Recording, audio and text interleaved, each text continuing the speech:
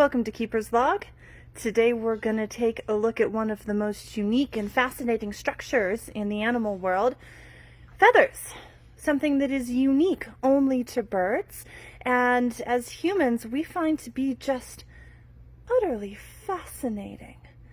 Feathers come in a wide variety of shapes and sizes and colors. Take a look here.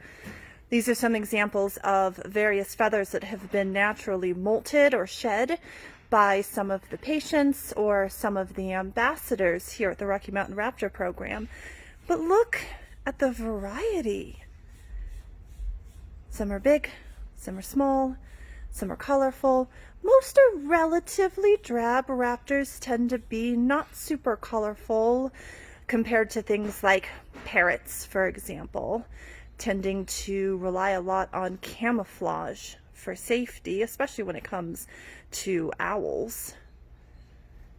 Let's take a closer look at some of the different feathers that we're seeing up here, starting with some of the smallest, these little feathers down here, which are not really all that big, less than the length of my finger.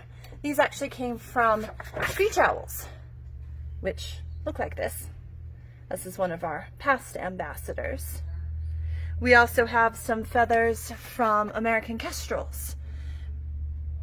So if you're not familiar, that's the American kestrel. This is a female, and this is one of the few species of raptors where you can actually tell the difference in gender, which is a male, which is a female, based on their feather colors. That's pretty rare for raptors.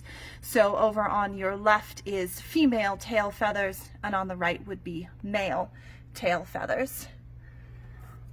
We have down here one of my favoriteest raptors. These are from a barn owl.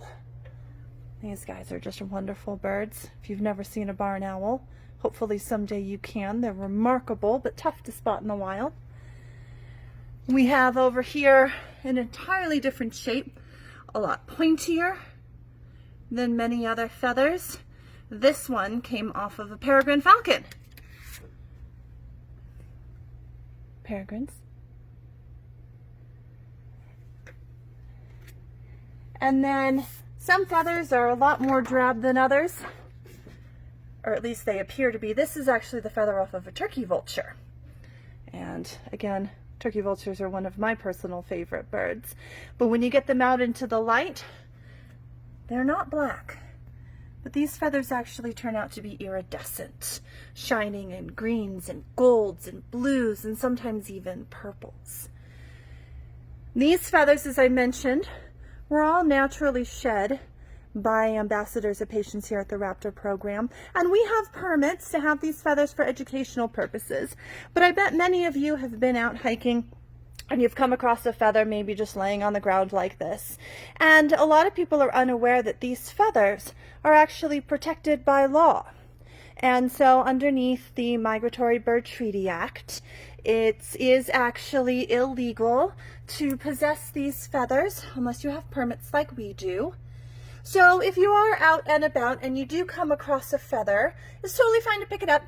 Take a look, enjoy it, maybe take a rubbing, make a picture of it on your phone, but it's always best to leave them where you found them so that they can be used in the environment as well as keeping you from being in violation of the law. Stay tuned, we're going to talk a little bit more in depth about feathers in coming up Keeper's Logs.